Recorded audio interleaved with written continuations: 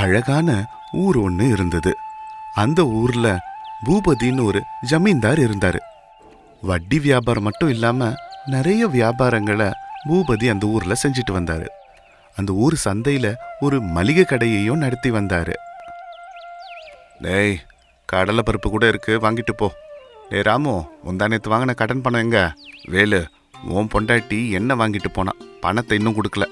இப்படி எல்லார் முன்னாடியும் தாங்கிட்ட கடன் வாங்கினவங்கள பூபதி கடுகடுன்னு பேசிட்டு இருந்தாரு. வட்டி பணம் கொடுக்காதவங்க கிட்ட, மளிகை பொருள் வாங்கிட்டு கடன் கொடுக்காதவங்க கிட்ட எல்லார் முன்னாடியும் கடுமையா நடந்துகிட்டாரு. அது மட்டும் இல்லாம அவர் விற்கிற பொருட்கள் கொஞ்சம் கலப்படமா இருந்ததால யாருமே அவர் கடைக்கு போவே இல்லை. பூபதி கடைக்கு எதிர்க்கே இருந்த சேகரோட கடையில தான் எல்லாரும் வாங்கினாங்க. சேகர் அந்த ஊர்லயே வாழ்ந்து வந்த நல்ல வியாபாரி. புதுசா கல்யாணம் பண்ணிக்கிட்டு மனைவியோட சேர்ந்து அந்த மளிகை கடையை நடத்தி வந்தான். அம்மா வாங்கம்மா, நல்ல பொருட்கள் வந்திருக்கு, கலப்படம் இல்லாத பொருட்கள். பொருட்கள் வாங்கிட்டு போங்க, இப்போ பணம் இல்லைன்னா என்ன, நாளைக்கு வந்து கொடுங்க. இப்படி எல்லாரையும் ஈர்க்கக்கூடிய வார்த்தைகளால பேசி எல்லாரையும் மரியாதையாவும் கௌரவமாவும் நடத்தினதுனால சேகர் கடைக்கே எல்லாரும் வந்தாங்க. இதனாலேயே சேகரோட வியாபாரம் கடகடன்னு நல்லா வளர்ந்துக்கிட்டே இருந்தது. சேகரோட மனைவி சுசீலா ரொம்ப சாமர்த்தியமான பொண்ணு. கணவனோட வியாபாரத்துல உதவியா இருந்து வீட்டையும் பொறுப்பா பார்த்துக்கிட்டா. சேகரோட வியாபாரம் இப்படி வளர்ந்துக்கிட்டே போறது பூபதிக்கு சுத்தமா பிடிக்கல. அப்படி என்ன இருக்கு இவன்கிட்ட, எல்லாரும் இவன்கிட்டயே போய் பொருட்கள் வாங்குறாங்க, நானும் அதே பொருட்களை தானே விற்கிறேன், ஏன் என்கிட்ட வரல?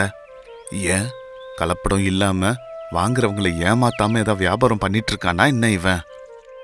சந்தேகமே இல்லை, இவன் என்னமோ பண்ணி என் வியாபாரத்தை அழிக்கணும்னு முடிவு பண்ணியிருக்கான். நான் ஏதாவது ஒன்று பண்ணலைன்னா நான் வியாபாரத்தை இழுத்து மூட வேண்டியதுதான். இப்படி பூபதி மனசுக்குள்ளே நினைச்சுக்கிட்டு சேகர் மேல விரோதத்தை வளர்த்துக்கிட்டாரு. யார் யாரை பார்க்கறாரோ எல்லார்கிட்டையும் பூபதி சேகரை பத்தி இல்லாதது பொல்லாததை சொன்னாரு. ஆனாலும் இதெல்லாம் சேகரோட வியாபாரத்துக்கு ஒன்றும் பெரிய பிரச்சனையாவே இல்லை. பூபதி இப்படி பின்னாடி பேசுற பேச்ச சுசீலா கவனிச்சுக்கிட்டு தான் இருந்தா. என்னங்க, அந்த பூபதி உங்களை பத்தி என்னென்னமோ பேசுறாரு. அவரு இல்லாதது பொல்லாததெல்லாம் சொல்றாரு. நம்ம வியாபாரத்துல நஷ்டம் ஏற்படுத்தணும்ன்றதுதான் அவரோட எண்ணம் போல் இருக்கு. எனக்கு தெரிஞ்சது நியாயமா வியாபாரம் பண்றதுதான் சுசீலா, அதைத்தான் நான் பண்ணிட்டு இருக்கேன். அவருக்கு தெரிஞ்சது மற்றவங்கள குறை சொல்றது, அதைத்தான் அவர் பண்ணிட்டு இருக்காரு. நீ அதை பெருசா கண்டுக்காத, நம்ம தப்பு எதுவும் பண்ணல.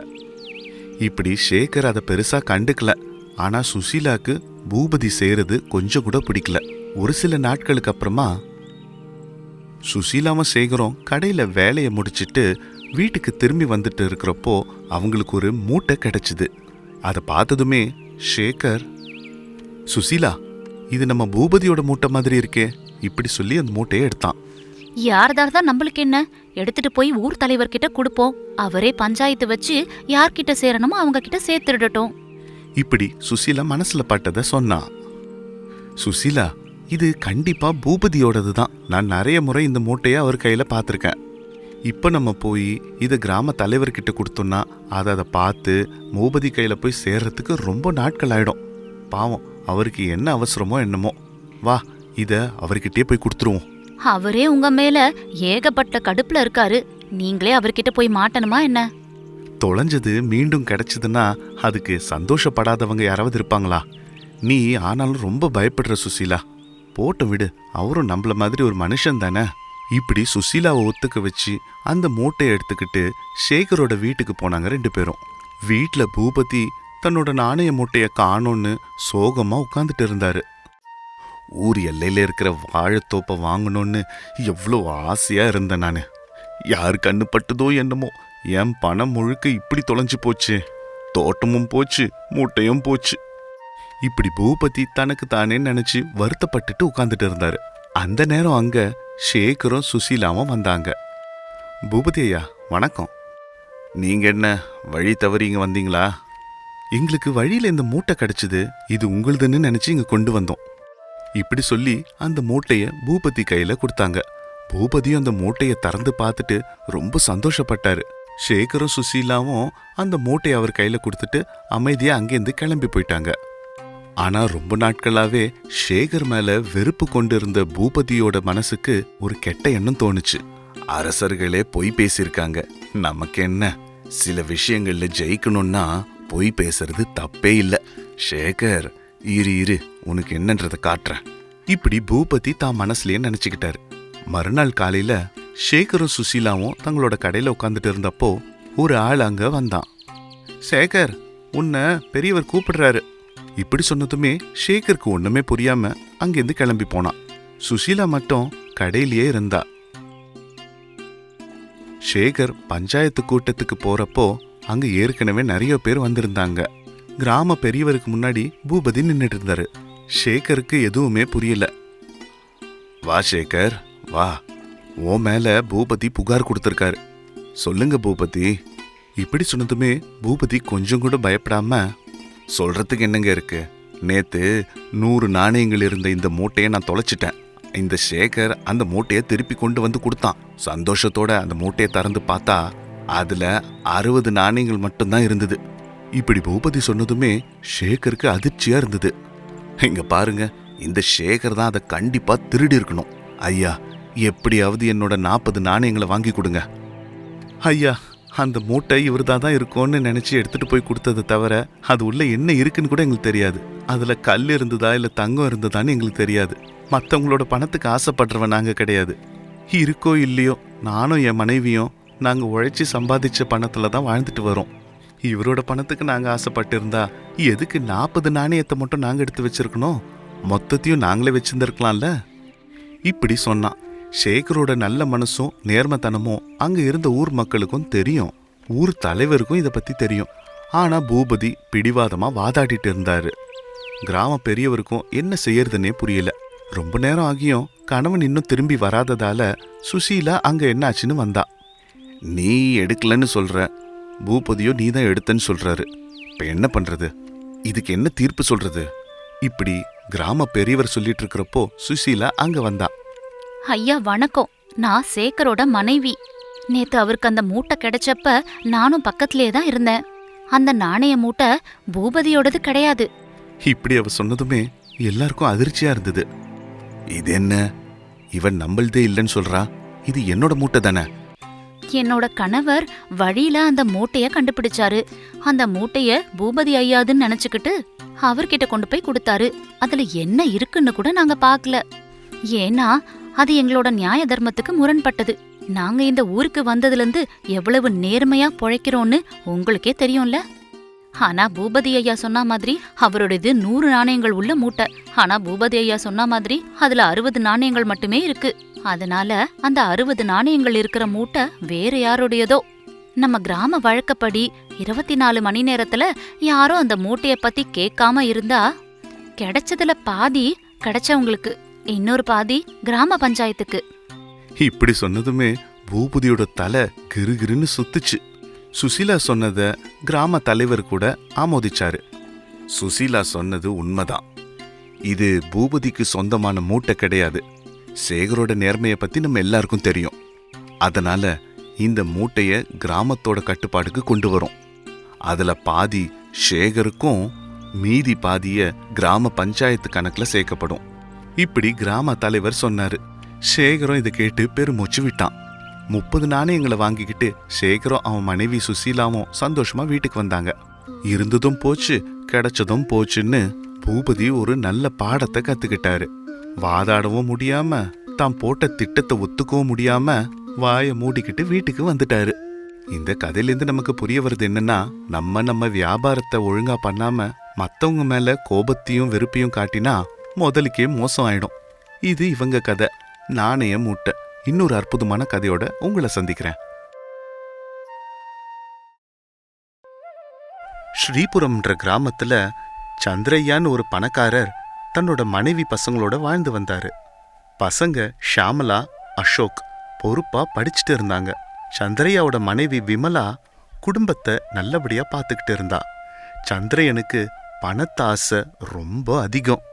பசங்களையும் மனைவிய கூட அவ்வளவா கண்டுக்கவே மாட்டாரு. தன்னை விட தகுதியில குறைஞ்சவங்களுக்கு கொஞ்சம் கூட மரியாதைன்றதே கொடுக்க மாட்டாரு.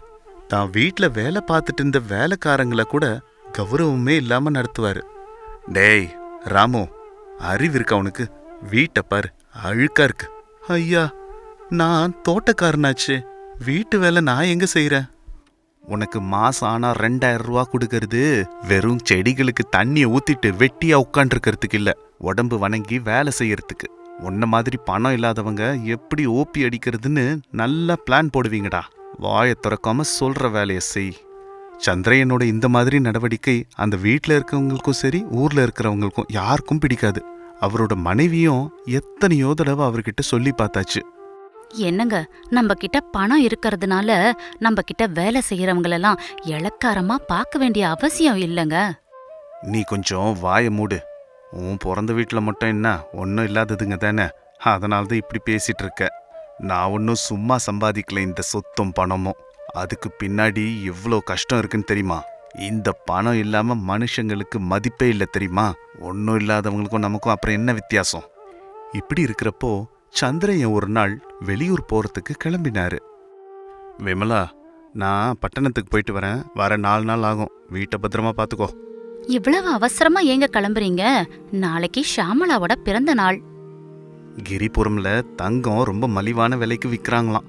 இப்ப வாங்கலனா இந்த விலைக்கு நமக்கு அதுக்கப்புறம் எப்பவுமே கிடைக்காது. என்னங்க, அந்த இடத்துல கொள்ளைக்கார கும்பல் நிறைய இருக்குன்னு கேள்விப்பட்டேன். அங்கேயா நீங்க போக போறீங்க? அங்கேதான். ஆனா என்கிட்ட யார் நெருங்க முடியும்? நான் போயிட்டு வரேன்.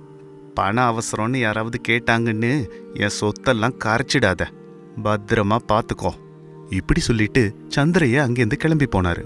வேலைக்காரங்களை எங்க கூட்டிட்டு போனா அவங்க தங்கத்தெல்லாம் பார்த்துட்டு பேராசைப்பட்டு தன்னை தாக்கிடுவாங்களோன்னு சந்திரையன் தனியாளா குதிரை வண்டி எடுத்துட்டு கிளம்பினாரு. மலைப்பாதையில நாளெல்லாம் பிரயாணம் பண்ணி கிரிபுரம்க்கு போய் சேர்ந்தாரு. நினைச்ச தங்கத்தை விட அதிகமான தங்கத்தை வாங்கிக்கிட்டு அது எல்லாத்தையும் ஒரு பெரிய பெட்டியில போட்டுக்கிட்டு அங்கேருந்து திரும்பினாரு. ஆள் நடமாட்டமே இல்லாத ஒரு இடத்துல 2 திருடங்க சந்திரயனை வழி மறைச்சாங்க. ஐயையோ, நான் இவனுங்க கிட்ட மாட்டிக்கிட்டனே, இப்ப எப்படி தப்பிக்கிறது? இப்படி நினைச்சு தாங்கிட்ட இருந்த கத்திய வெளியில எடுத்துட்டு நின்னாரு. டேய், நீ உயிரோட இங்கேருந்து திரும்பணும்னா மரியாதையா உன்கிட்ட இருக்கிற தங்கத்தெல்லாம் இங்க எடுத்து வச்சுட்டு கிளம்பு, இல்ல உன் விரல்களை வெட்டி உன் கையிலேயே கொடுத்துருவேன். ஓ, விரல்களை வெட்ட போறீங்களா? சரி சரி, வெட்டிக்கோங்க. எத்தனை, 10 விரலையும் வெட்டிடுவீங்களா?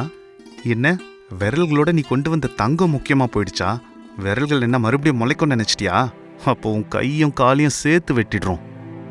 எனக்கு நான் கொண்டு வந்த தங்கம் தான் முக்கியம், அது என் பொக்கிஷம். கையை காலை வெட்டிட்டீங்கன்னா நான் எப்படியாவது தவழ்ந்துக்கிட்டே போயிடுவேன். சரி, கிளம்பு. சந்திரயனுக்கு ஒண்ணுமே புரியல. என்னடா இது, இவனுங்க பெரிய திருடங்கன்னு நினைச்சா என் பேச்சை கேட்டு கிளம்புன்னு சொல்லிட்டானுங்க. அனுப்பிட்டு பின்னாடிலேருந்து என்ன தாக்கி கொன்னுடுவானுங்களோ? முதல்ல இங்கேருந்து கிளம்பி வேற வழியா வீட்டுக்கு போறேன். இப்படி நினைச்சு அங்கேருந்து கிளம்பி வண்டிய வேகமா ஓட்டிட்டு போனாரு. என்னண்ணா, அந்த ஆளை அப்படியே விட்டுட்டீங்க? டேய், அவனுக்கு அவனுடைய தங்கத்து மேல எவ்வளோ ஆசைன்னு பாத்தியா? நம்ம கொன்னுடுவோன்னு சொன்னா யாரா இருந்தாலும் அவங்க கிட்ட இருக்கிற தங்கத்தையும் பணத்தையும் கொடுத்துடுவாங்க. ஆனா இவன் என் உயிரே போனாலும் பரவாயில்லன்றான். இந்த மாதிரி ஆளுங்களை ஒரே அடியில கொன்னுட்டா பத்தாது. இந்த மாதிரி ஆளுங்களுக்கு காலம்தான் சரியான பாடம் கற்றுக் கொடுக்கும். நீ பார்த்துக்கிட்டே இரு. சந்திரயனும் ஒரு 2 நாள்ல வீடு வந்து சேர்ந்தாரு. தங்க பெட்டிய பத்திரமா கையில தூக்கிட்டு போய் தன்னோட அறைக்குள்ள வச்சாரு. அவருடைய பீரோவே தங்கம், பணம், வைரங்களால நிரம்பி இருந்தது. இத பார்த்து சந்திரயனுக்கு ஒரே சந்தோஷமா இருந்தது. ஆஹா, எவ்வளோ அழகா இருக்கு இந்த பீரோ. இந்த மாதிரி பீரோ இன்னும் ஒன்று வாங்கி அது முழுக்க பண கட்டுகளால நிரப்பணும். இப்படியே நாட்கள் ஓடிட்டு இருந்தது. ஸ்ரீபுரம்ல மழையே இல்லாம விளைச்சலும் இல்லாம வறட்சி ஆரம்பிச்சுது. மக்களும் உணவுப் பொருட்களோட விலை உயர்ந்ததால பொருட்களும் சரியா கிடைக்காததால ரொம்ப கஷ்டத்துல இருந்தாங்க. நிறைய பேரு அந்த ஊரை விட்டே கிளம்பிட்டாங்க. அந்த ஊர்ல ஒரு சில பெரியவங்க உட்கார்ந்து பேசிக்கிட்டு இருந்தாங்க. இந்த வருஷம் இப்படி ஒரு வறட்சியை பார்ப்போன்னு கனவுல கூட நினைச்சு பார்க்கல. ஆமா, வேற ஊர்லேருந்து உணவுப் பொருட்களை வாங்கணும்னு நினைச்சா விலை ரொம்ப அதிகமா இருக்கு. சரி, ஒரு வேலை பண்ணுவோமா? நம்ம ஊர்லயே மிகப்பெரிய பணக்காரரான சந்திரயன் கிட்ட போய் நமக்கு கொஞ்சம் உதவி செய்ய சொன்னா இந்த வறட்சியிலேருந்து கொஞ்ச காலமாவது தப்பிக்க முடியும். அவருக்கும் இந்த உதவி ஒன்றும் பெருசா இருக்காது. என்ன சொல்றீங்க? ஆமா, உண்மைதான். அவர் உதவி செஞ்சா இந்த வறட்சியிலேருந்து நம்ம பிழைக்கலாம். வாங்க போய் கேட்போம். ஊர் பெரியவங்களும் ஒரு சிலரும் சேர்ந்து சந்திரையன் வீட்டுக்கு வந்தாங்க.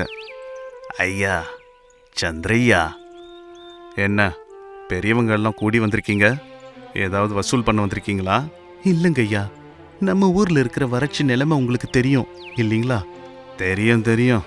மக்கள்லாம் சாப்பாடு கூட இல்லாம திண்டாடுறாங்களாமே. அதுக்கு தான் ஐயா முன்னெச்சரிக்கையா இருக்கணும். கொஞ்சம் பணத்தை முன்கூட்டியே சேர்த்து வச்சுக்கணும். ஐயா, நம்ம ஊர்லயே மிகப்பெரிய பணக்காரர் நீங்க தான். நீங்க மட்டும் கொஞ்சம் எங்க மேல கருணை காட்டினீங்கன்னா இந்த முறை இந்த வறட்சியிலேருந்து நாங்கெல்லாம் கொஞ்சம் தப்பிப்போம். எங்களுக்கு உணவுப் பொருட்கள் வாங்குறதுக்கு கொஞ்சம் பணத்தை நீங்க கொடுத்தீங்கன்னா. டேய் ராமு, கொஞ்சம் இங்க வா. ஐயா. உள்ள போய் 4 அரிசி மூட்டையை கொண்டு வா. அரிசி மூட்டை எதுக்குங்க ஐயா? உதவி தானே கேட்டீங்க, அதுக்கு தான் அரிசி மூட்டைகளை கொடுக்குறேன். வந்த பெரியவங்க ஒருத்தர் முகத்தை ஒருத்தர் பார்த்துக்கிட்டாங்க. இதுக்கு மேல உதவி என்னால செய்ய முடியாது. வேணும்னா பணம் கடனா தரேன், அதுவும் 1 மாசத்துல திருப்பி தருவீங்கன்னா. நான் கஷ்டப்பட்டு சம்பாதிச்ச சொத்தை நான் தான் அனுபவிப்பேன். தேவையில்லாம மற்றவங்களுக்கு தானம் தர்மம் பண்ணிட்டு இருக்க மாட்டேன். இப்படி சொல்லிட்டு உள்ள போயிட்டாரு சந்திரையன். ஊர் மக்களும் என்ன பண்றதுன்னு தெரியாம கோபமா கிளம்பிட்டாங்க. மறுநாள் காலையில சந்திரையன் தூங்கி எழுந்து வெளியில வந்து பார்த்தாரு. ராமோ, வீரையா, எங்கடா போய் தொலைஞ்சீங்க? சந்திரையன் வீட்ல யாருமே இல்ல. விமலா, ஷியாமலா, அசோக், என்ன இது வீட்ல யாரையுமே காணோம், எங்க போனாங்க? சந்திரையனும் ரொம்ப குழப்பத்தோட வீடு முழுக்க சுத்தி தேடினாரு. மணி 10 ஆகியும் யாரையுமே வீட்ல காணோம். சந்திரையனுக்கு ரொம்ப பசியா இருந்தது. டேய் வீரையா, எங்கடா இருக்க? பசியா இருக்குடா, டிஃபன் ரெடி பண்ணு. எந்த ஒரு பதிலும் வரல. சந்திரையனுக்கு என்ன செய்யறதுன்னே புரியல. பசியும் அடக்க முடியல. நானே சமையல் அறைக்கு போய் எதையாவது செஞ்சு சாப்பிடுறேன். சமையல் செய்யறது பெரிய வித்தையா என்ன? சமையல் அறைக்கு போய் பார்த்தா எந்த ஒரு பொருட்களும் இல்ல, உப்பு கூட இல்ல. என்ன பண்றதுனே தெரியல. வேற வழி இல்லாம வெளியில கிளம்பி வந்தாரு எதையாவது வாங்கலாம்னு. வாழைப்பழ வண்டி அங்க இருந்தது. தம்பி, வாழைப்பழம் 1 டசன் கொடுப்பா. ஐயா, 1 டசன்லாம் கொடுக்க முடியாது. வேணும்னா 2 பழம் தரேன். என்னடா 2 வாழைப்பழம் எப்படி போதும்? என்கிட்ட இருக்கிறதே இப்ப இருக்கிற வாழைப்பழங்கள் மட்டும்தான். பசியில தவிக்கிற ஏகப்பட்ட பேர் இருக்காங்க. அவங்க வந்து ஒரு வாழைப்பழமா வாங்கி சாப்பிடுறாங்க. அதனால உங்களுக்கே 1 டசன் பழம் கொடுக்க முடியாது. ஒரு பழத்துக்கும் 100 ரூபா தரேன். எனக்கு 1 டசன் பழம் கொடு. ஐயா, நீங்க 1 லட்ச ரூபா கொடுத்தாலும் நான் தர முடியாது. நீயே வேணா, உன்னோட வாழைப்பழமும் வேணாம், போயா. இப்படி கோச்சிக்கிட்டு சந்திரையன் அங்கேருந்து வேற இடத்துக்கு போனாரு. சந்திரையன் எங்க போய் என்ன கேட்டாலும் அவர் கேட்ட அளவு யாருமே கொடுக்கல. பணத்தாசை காட்டியும் யாரும் மசியல. சந்திரையன் வேற வழி இல்லாம வீட்டுக்கே திரும்பி வந்துட்டாரு. பசியோடையே வீடு முழுக்க திரிஞ்சிட்டு இருந்தாரு. அன்னைக்கு நாள் முழுக்க அவர் வீட்டுல யாரையுமே காணோம். சாப்பிட எதுவுமே கிடைக்காததால பசியில துடிச்சு போனாரு. மறுநாள் காலையில ராமு சந்திரையன் கிட்ட வந்தான். ஐயா, என்ன ரொம்ப சோர்வா இருக்கீங்க? டேய் ராமு, எங்கடா போனீங்க நீங்க எல்லாம்? எனக்கு பசியா இருக்கு, உடனே சாப்பிட ஏதாவது கொண்டு வாடா. ஐயா, நான் வேலையை விட்டு நிக்கிறேன். அந்த விஷயத்த சொல்றதுக்கு தான் வந்தேன். நான் கிளம்புறேன். டேய் ராமு, எதுக்குடா வேலையை விட்டு போற? என்ன பிரச்சனை? சரி, மற்றவங்கெல்லாம் எங்க? ஐயா, உங்களுக்கு தெரியாதா? உங்ககிட்ட இருக்கிறவங்க எல்லாம் வேலையை விட்டு நின்னுட்டாங்க. இனிமே யாருமே வேலைக்கு வரமாட்டாங்க. அம்மாவும் பசங்களும் கூட நேத்து சாயந்தரமே அவங்க பிறந்த வீட்டுக்கு போயிட்டாங்க. என்ன விட்டு போயிட்டாங்களா? நீங்க வேலையை விட்டு நிக்கிறீங்களா? என்னடா நடக்குது? ஐயா, நீங்க பெரிய பணக்காரு, உங்களுக்கு பணம் இருந்தா போதும். மனுஷங்க கிட்ட என்ன வேலை? ஆனா நாங்க ஊர்க்காரங்க இருக்கோ இல்லையோ எல்லாரும் சேர்ந்து தான் இருப்போம். ஒருத்தருக்கு ஒரு பிரச்சனைனா இன்னொருத்தர் உதவுவோம். சுயநலமா எங்க ஒருத்தரை பத்தி மட்டும் நாங்க யோசிக்க மாட்டோங்க ஐயா. இப்படி சொல்லிட்டு ராமு அங்கேருந்து கிளம்பிட்டான். சந்திரையன் யோசிக்க ஆரம்பிச்சாரு. ஒரு நாளைக்கு நான் பசியில இப்படி துடிக்கிறேனே, ஊர்ல எல்லாம் வறட்சியில வாடுறாங்க. அப்ப அவங்கெல்லாம் எவ்வளவு கஷ்டப்படுவாங்க. நான் எவ்வளவு சம்பாதிச்சு என்ன பிரயோஜனம்? இன்னைக்கு எனக்கு சாப்பாடு கொடுக்க ஒரு ஆள் இல்ல. தனிமையாயிட்டேன். என் பணத்தாலையும் சொத்தாலையும் எனக்கு ஒரு டசன் வாழைப்பழம் கூட வாங்கி தர முடியல. சந்திரையன் உடனே முடிவு பண்ணிட்டு ஊர் பெரியவங்களை பார்க்க போனாரு. அப்பதான் எல்லாரும் மரத்தடியில உட்கார்ந்து பேசிக்கிட்டு இருந்தாங்க. என்ன சந்திரையா இப்படி வந்திருக்கீங்க? ஐயா, என்ன மன்னிச்சிடுங்க. முந்தானேத்து நான் உங்ககிட்ட கொஞ்சம் கடுமையா பேசிட்டேன். ஆனா இப்போ சொல்றேன், நம்ம ஊருக்கு தேவையான அவசிய பொருட்கள் வேற எதுவா இருந்தாலும் எல்லாத்தையும் வாங்குங்க. அதுக்கு எவ்வளோ செலவானாலும் அதை நானே பார்த்துக்கிறேன்.